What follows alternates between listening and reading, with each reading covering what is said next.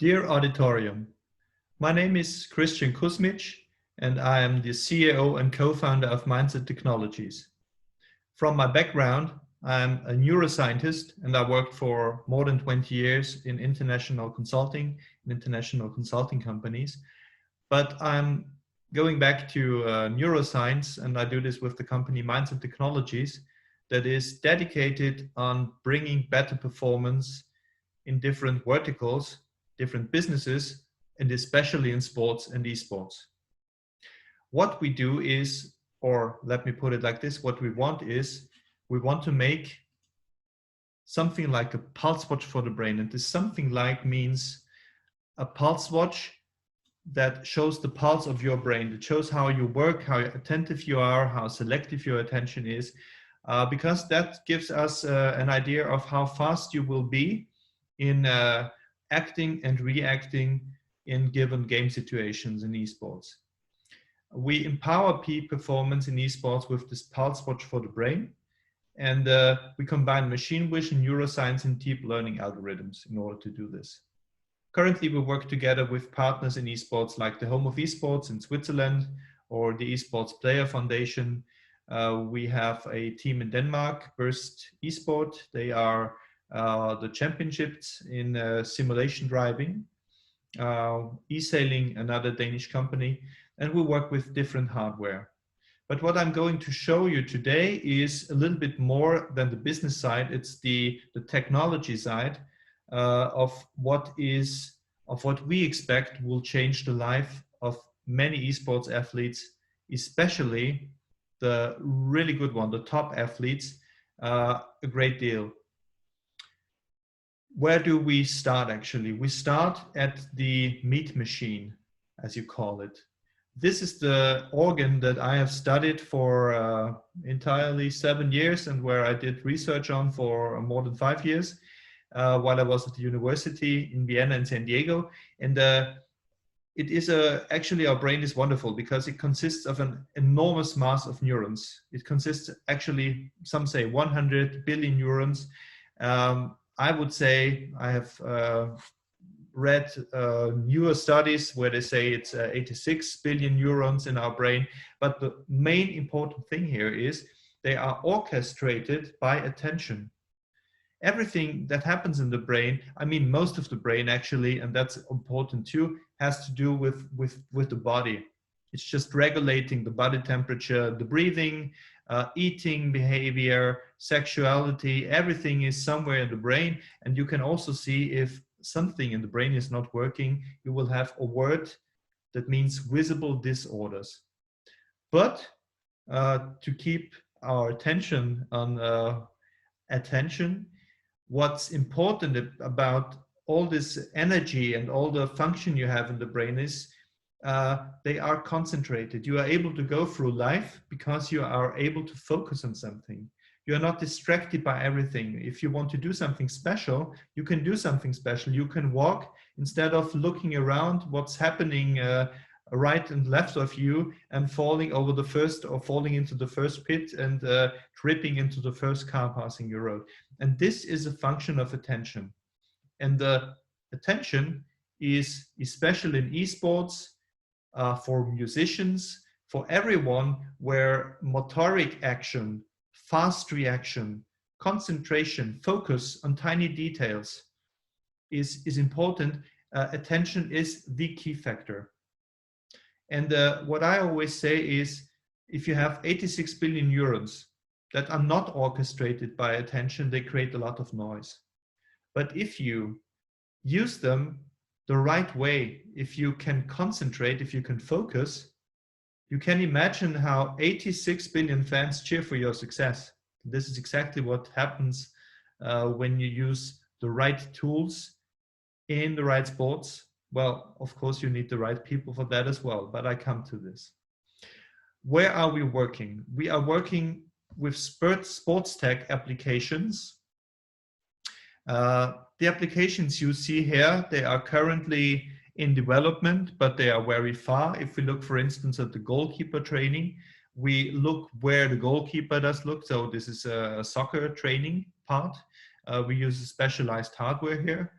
and we combine the two views. We combine the bird's eye view with the view of the with the camera set on the head, mounted on the head of the goalkeeper, actually before the eyes of the goalkeeper. So we see exactly what the goalkeeper sees.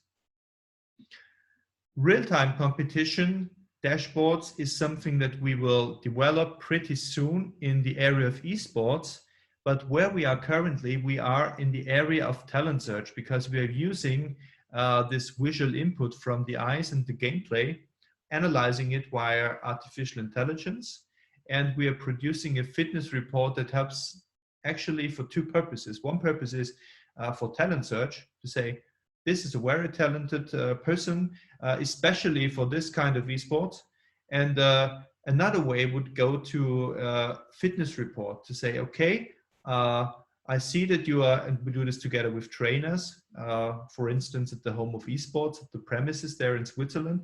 And the trainers, they also can have a look at how they play, where the skills are, what the performance is, what the speed is, if speed accuracy is good. Because the problem often is that the speed is enormously high, but the accuracy is extremely low. So most of the keyboard combinations that look rather sophisticated, that makes you look like a wizard, are not very helpful.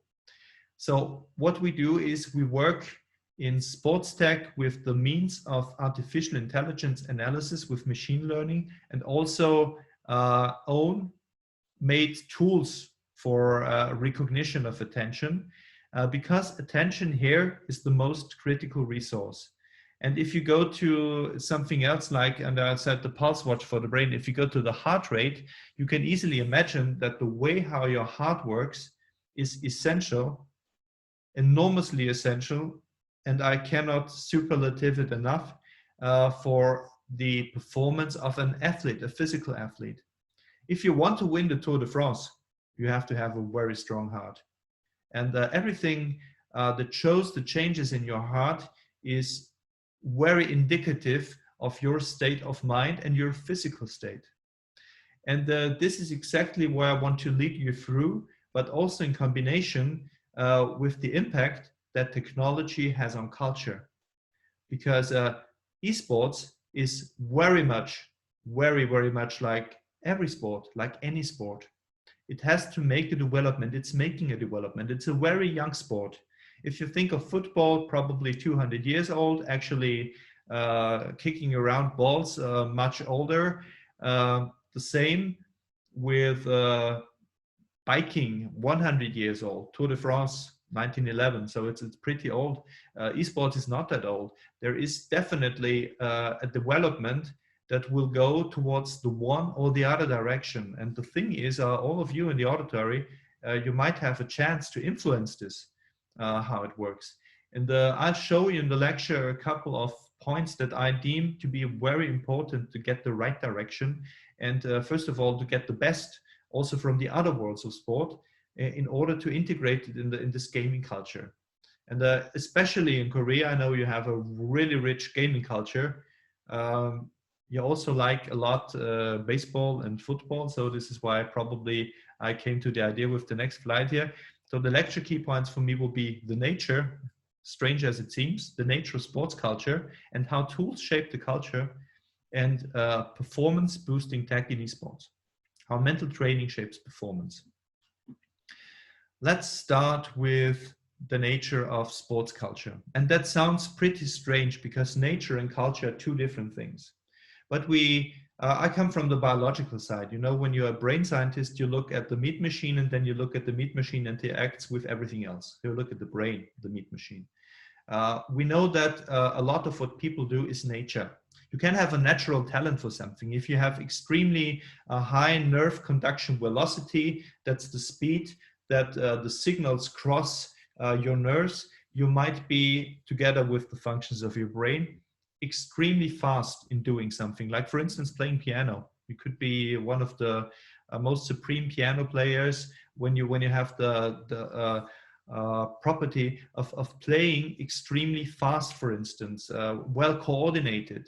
This is just a function of your cerebellum. It's a part of the brain that makes this coordinated but very fast movements.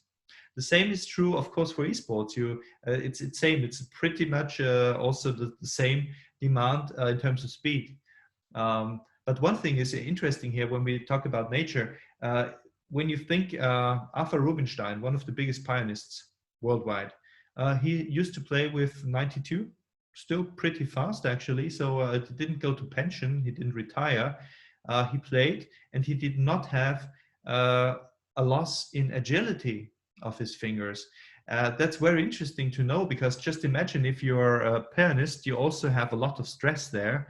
And the tool is the tool that he used for his entire life. Of course, you could say in esports, maybe we don't know it because it's a young sport. Maybe there will be some players who will still play at 90, but will they play at the top level? Well, it's not easy to say actually. But one thing is for sure, you can hardly, when you do a physical sports, you could possibly not be at the top level when you're 90. There will be no winner 90 years old of the Tour de France. In esports, it's at least, when we take this pianist picture, when we take Arthur Rubinstein or some other pianist or violin players who have also to be very fast and very attentive. It's possible. It's possible. So nature interacts with sports in different ways, definitely. And one thing that interacts extremely with culture is, of course, tools. And when we look at the typical tools here, we see on this side the typical tools of a hunter. A hunter needs tools for chasing. He's just strolling through the woods days by days, while as we see here, the farmer has a totally different life because he's not strolling anywhere. He's staying in one place. And the tools that farmers use and that, of course, the hunters use is pretty different, but they also create a culture. So the tool forms the hand. The tool is formed by the hand, but on the other hand, it forms the hand and it forms the functions that go beyond it. Good technology knows that. Good technology always takes the nature as, let's say, as something like a measure for what is produced. But let us just take one example out here. If we say, when we talk culture, we talk a lot about heritage. And since esports is pretty new and the new form of culture, we have to look at how old cultures develop. Maybe that helps us to find something out. Let me just put you through two different sports that I like very much. One I like very much because I was biking myself, race biking, when I was, well, I must say 28 years younger. And the other one is I like very much because I just like cars very much, but it's racing and biking. And if you see at the development of these sports, they have a lot to do with technology. And that's the point here. They also have a different culture developed. And this is one of the things that we can learn from this is how to make, for instance, training better and also performance in difficult conditions better. Let's just start with the wonderful Tour de France. That has recently finished very late this year, I must say. And if you look at the first Tour de France here, somewhere around the turning of the century, 1910, 1911, you could see that they took it very seriously to just gather around everywhere. How they just surrounded France, in fact. But what's more remarkable is that the longest Tour de France stage was 1920, and it was 482 kilometers long. And if you look at how the bikers have behaved on this stage, that's pretty different to what you see today.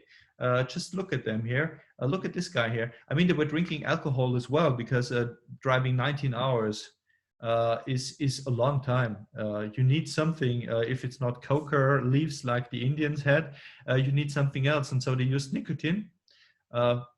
Pretty strange for a sportsman. And they, of course, had a totally different life here. And the culture they developed, in fact, was like the toughest man alive award. This is something, and you could well say, oh, that reminds me a little bit of esports, because just think of all the athletes who are sitting all the time in front of their computers, training all the time, without too much sense, probably without too much meaning behind it, what they're doing, and probably not very efficient, and that's the point. So probably they're trying to be the toughest man alive with the most mouse clicks worldwide, but it's not necessarily the most efficient way to train. And as you can see here, by the way, when it comes to training, I remember well 28 years ago.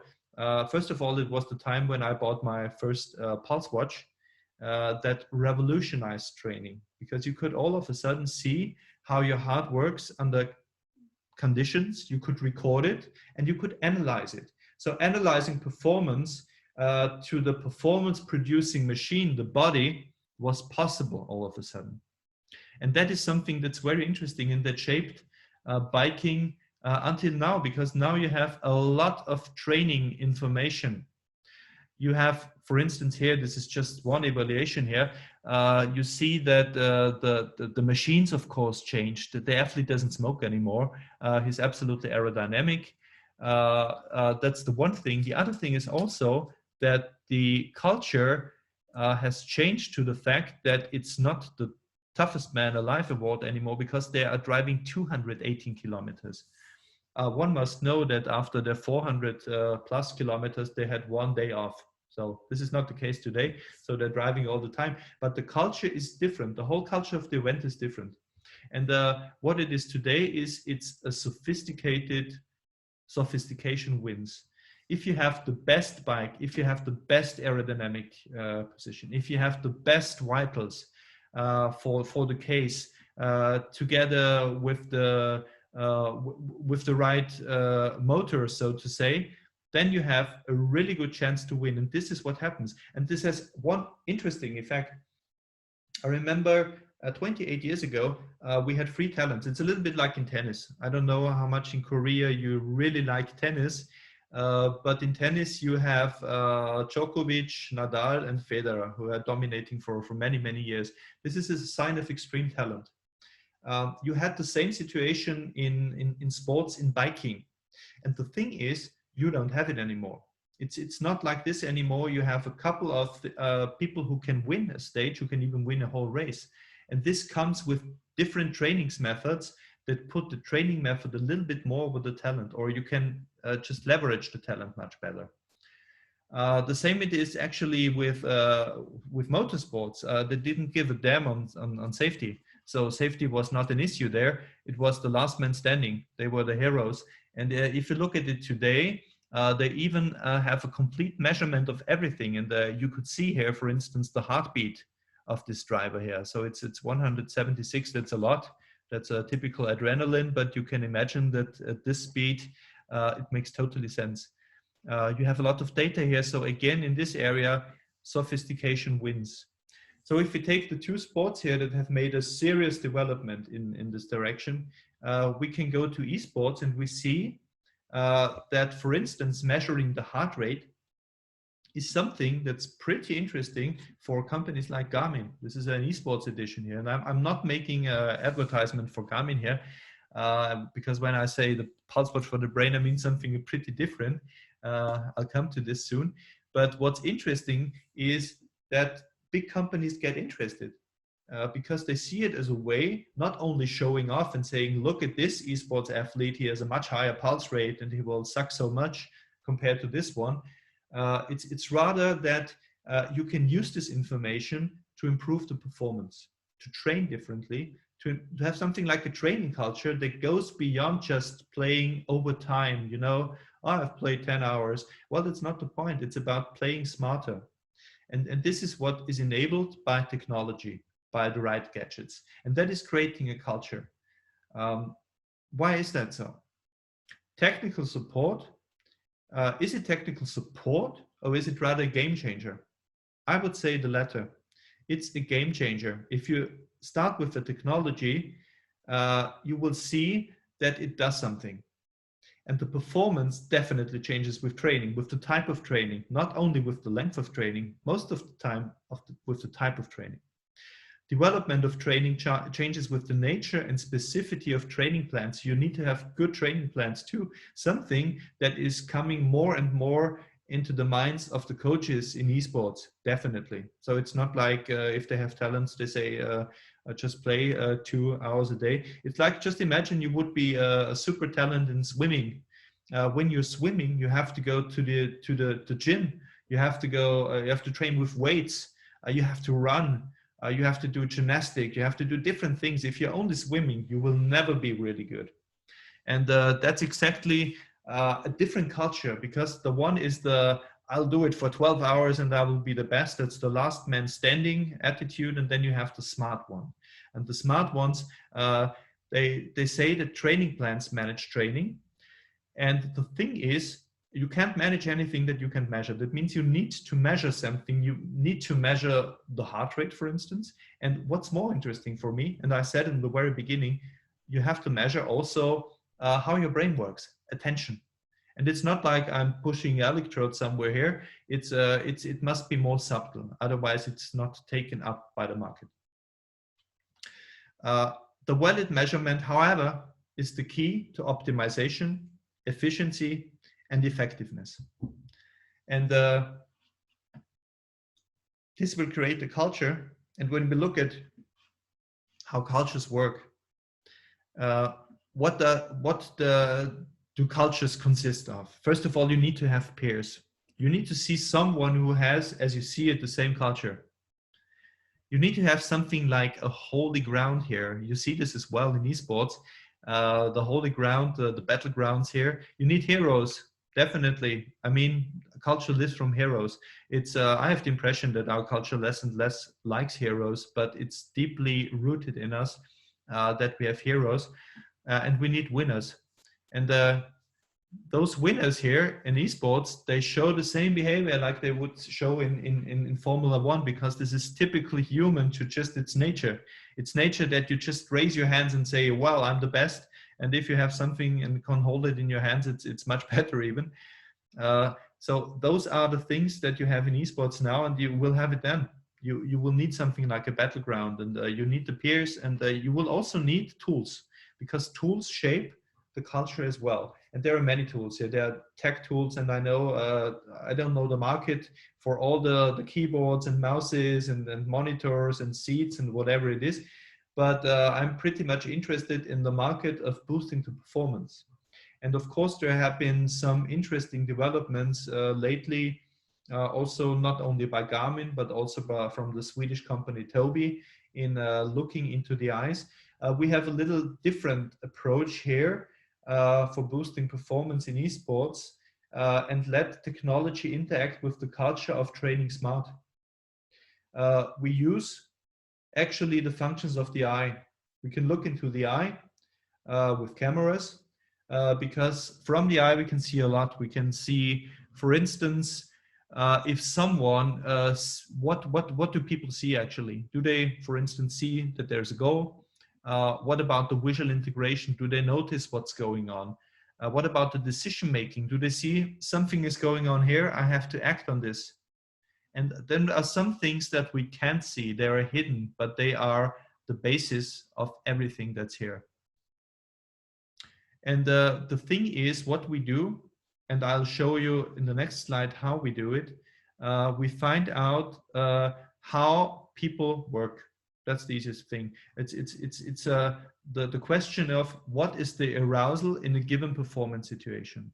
If you have a performance where you are really strong here, for instance, it's really good where you have to be strong and the task is simple. It's good if you have high arousal. That means if you are like, I don't know, what is an easy task? If it's an easy task like throwing a ball at the wall at the most speed you can reach, it's better to be highly aroused. You're much faster then. But if you have a complicated task, a difficult task here, a difficult task like, for instance, yeah, it could be definitely StarCraft. It could be a typical game that you play together where you have a high communication aspect as well. So League of Legends, difficult tasks where you have divided attention, where you need divided attention, where you need decision making and multitasking. If the arousal is too high, the performance cannot be reached. It goes down.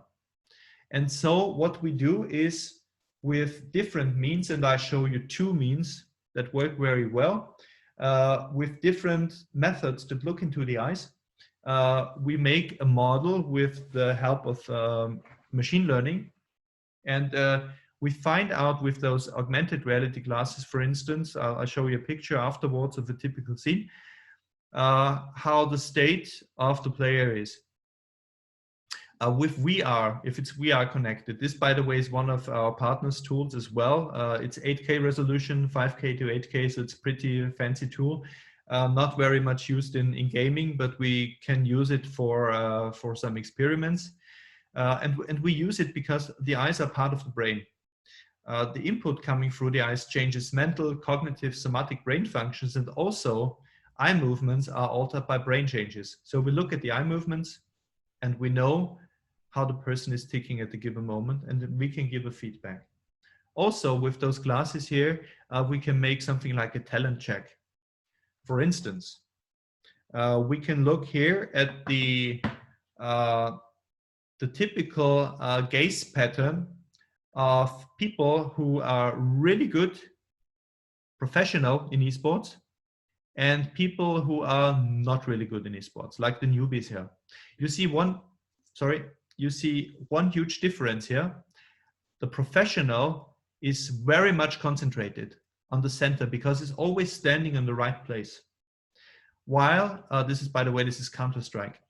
And the newbie is also in the middle, but he has a much wider gazing pattern here. While the low-skilled amateur and the high-skilled amateur even, they have a gaze pattern that also looks differently because this low-skilled amateur is also looking on two places here. The high-skilled amateur is also looking on two places here with a really strong pattern. Here you see that the center is here, and this is almost nothing. So the professionals know where to stand, they know where to look at. This situation, this typical tasks here, this evaluation of the gaming behavior helps a lot to find out how good somebody is at the game. This is one way. Of course, there are a lot of measures that you can take out of the eyes. I'll show you just one. What's also important is to leverage the whole data power, because in esports the great thing is you have a combination of the results and the input. So we have an absolute digital simulation of something. That is wonderful. That's no other sports you have a digitalization that goes that deep. And this is also a token of culture, that it's a digital culture. That's very important here. It's easy to turn, but it depends on the hardware and the software of your brain. And one concept that you work with when you work in sports, when you work in training musicians, for instance, but also in esports, this concept has to go to esport, is the concept of flow. The concept of flow says that if you're in the middle of your, in the center, so to say, of your attention, if you're centered in yourself, time goes by very fast, actions go by smooth. You know exactly what you're doing. You have the feeling that you're flowing with the action. You don't have to think about what am I doing, you're just naturally doing something. And that is actually this zone that we can find out as well with our tools in the combination with a camera, with long-term surveillance. And then we can train, of course, together with experts, because we are not the trainers. We are producing the software and we're providing advisory, but together with trainers. And what you can do then is zone in and find the right zone where you are perfect, with the perfect reaction time, with discrimination that is perfect, and with a perception that helps you to detect what's going on the screen. What tech can do, and this is just one part here, I proposed and I promised to present a new tech, the tech that we have here, the PulseWatch for the brain. What you can do is performance assessment. What we can do is talent search and talent fostering. This is what we do with our partners in Switzerland and Germany. And we'd also like to do this, of course, in Korea, because we see, first of all, a really strong culture. And as I said, I strongly believe that this training culture, this needs to be something that develops, but you need the right tools here. And be it the psychological skills training or the motorist skills training that will be the output, because it's not just knowing how you tick, it's also the leveraging of the mental power. That is a phenomenon that needs to be trained with super trainers, with super people around you, with perfect coaches. And this is the interesting part of the tech side. That's the human part of the tech side. So high tech, high touch. That's actually what you need. Yeah, and what I definitely suggest for you is to measure, understand what the measures mean, be it the heart rate with the Garmin, or probably sometime with our tool, how the brain ticks, but then you have to manage it. And that is something that creates also a lot of culture, because the coaches are the ones who are shaping a lot, and the team players are the ones who shape a lot. So I see this really as an exchange, culture, technology, and yeah, happy to have made this speech to you. I'm looking forward to your questions then in the live event, and thank you for your attention. Bye bye.